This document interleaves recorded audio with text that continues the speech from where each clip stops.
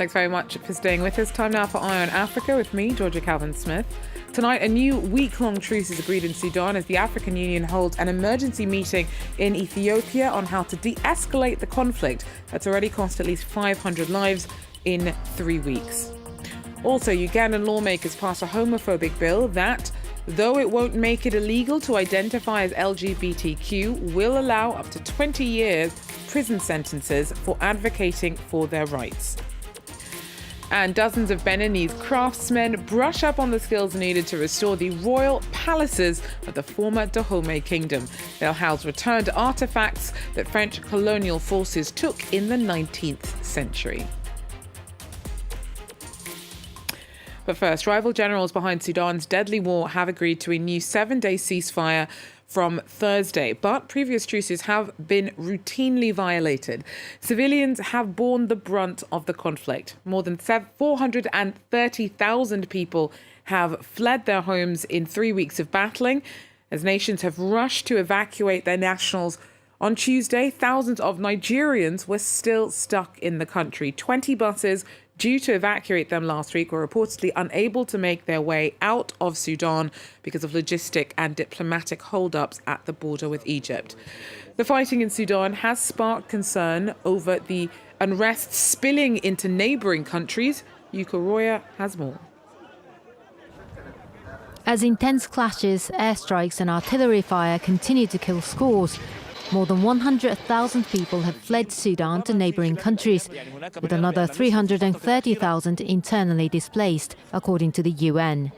The number of displaced people through the last 2 weeks exceeds all conflict-related displacements reported in Sudan in 2022, just to give you a sense of the scale of movement since April 15. Sudan's neighbours are watching the situation intensely, worried that the war could have a domino effect across the already volatile region. 5 of its 7 immediate neighbours are grappling with armed conflict. Nestled in northeast Africa, Sudan borders regional powerhouse Egypt to the north and war-torn Libya, as well as Chad to the west. Close to the Darfur region, Chad was already host to large numbers of Sudanese refugees displaced by previous wars. The current turmoil in its eastern neighbour could fuel political instability within Chad, a key Western ally in the fight against Islamic extremism. France's military withdrawal from Mali last year raised fears of further destabilisation in the Sahel region. Sudan's agricultural wealth and mineral resources have attracted foreign investment as well as regional power plays, complicating the chances of a successful transition to civilian rule. Both of Sudan's warring generals have close ties with Saudi Arabia after sending troops to join the Saudi-led operation on Yemen. Egypt backs junta leader General Abdel Fattah al-Burhan, though President al-Sisi has been cautious, voicing support for a cessation of fire in Sudan, while stressing the need not to interfere in domestic matters. On Tuesday, Egypt's foreign minister met an envoy for al-Burhan in Cairo. Ugandan MPs have passed a slightly adjusted version of a homophobic bill.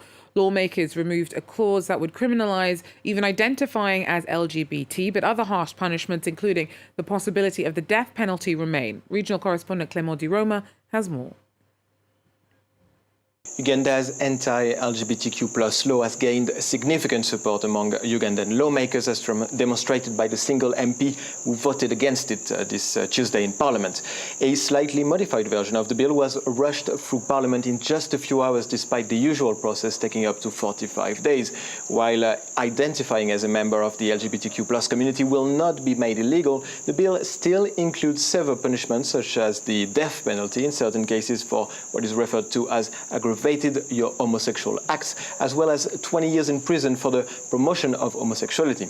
International partners, including the United States, have threatened to suspend funding for HIV/AIDS treatments programs worth $400 million unless the bill is modified.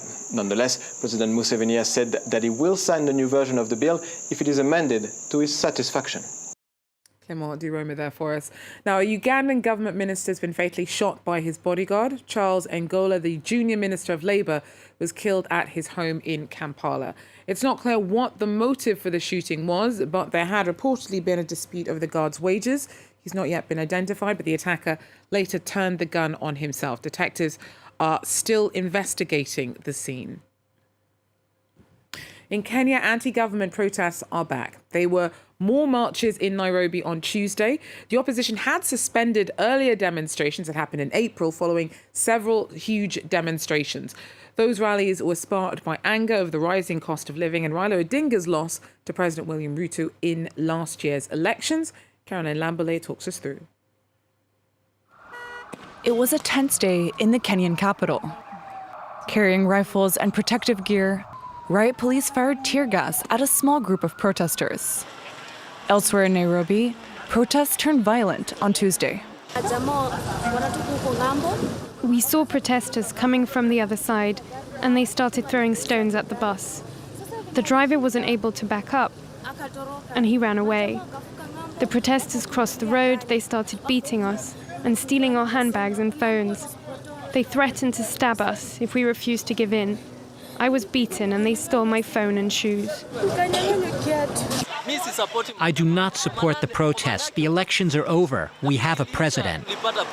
The protests had been called for by opposition leader Raila Odinga. He lost to William Ruto in last year's election. The opposition had already held several large-scale demonstrations in March. The rallying cry? High living costs and alleged fraud in last year's election. After suspending demonstrations in early April, opposition lawmakers on Tuesday marched to the president's office to present a petition on the high cost of food, fuel, and electricity, but they were dispersed by police. After a month of calm, the opposition seems determined to step up its action against the government. It has vowed to return to the streets on Thursday.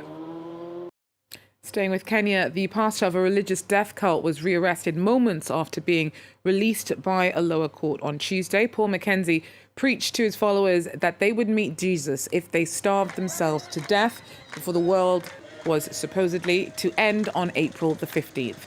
Over 100 corpses have been unearthed at mass graves in a forest on his ranch.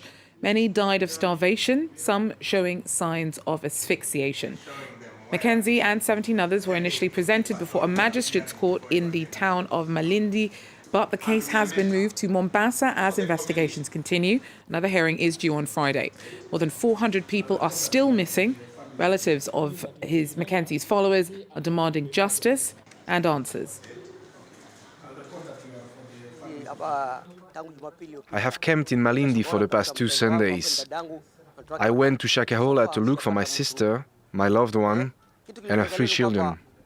So far, I have not been able to trace any of them. What has happened today is that Mr. Paul Mackenzie, who is the main suspect, was released and rearrested. This is good, because the charges have been elevated to more serious ones, and we are hopeful we will get justice.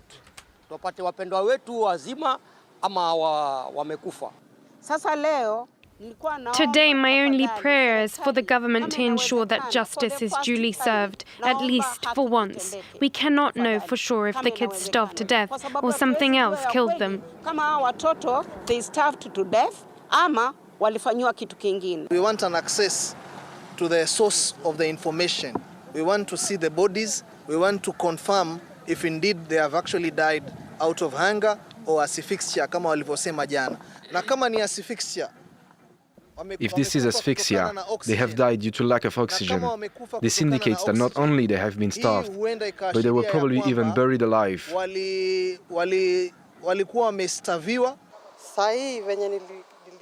When I heard that children were being found in Mombasa, I decided to come and look for him here.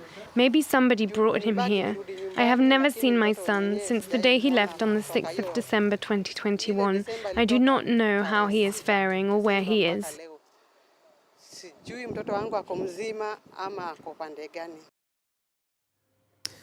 The 26 royal artefacts, which France returned to Benin in 2021, will have their final homecoming to Dahomey, the former seat of the Dahomey Kingdom, in 5 years. 100 Beninese artisans are currently being trained on site so that they can learn the techniques needed to properly restore the royal palaces, which will double as a home for the returned treasures when the time comes.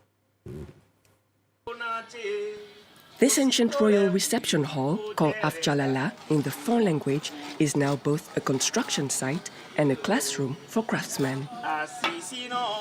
Restoration on the site began this year and is led by a French company that specializes in traditional building crafts and techniques. Local tradesmen have been expanding their approach and skills. Before the training, we built our foundations without sketches. But here, we respect specific dimensions.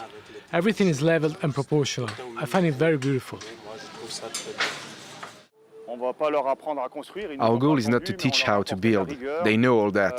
We had to bring rigor by teaching them the basics of mathematics, geometry, sketching, how to work with axes, to make sure that tomorrow they have the skills needed for sustainable restorations.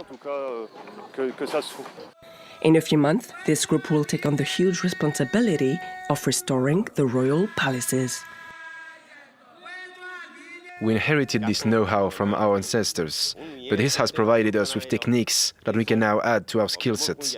We're better at what we do. Our most valuable possession is our culture. This work will preserve our historical heritage, but also boost our economy. Using new carpentry and thatching techniques, a roof like this can last 30 to 40 years. This would not have been possible a year ago. The restoration project and museum's construction cost around 45 million euros. The French Development Agency will be funding about 80% of that with loans and grants, with Benin covering the rest.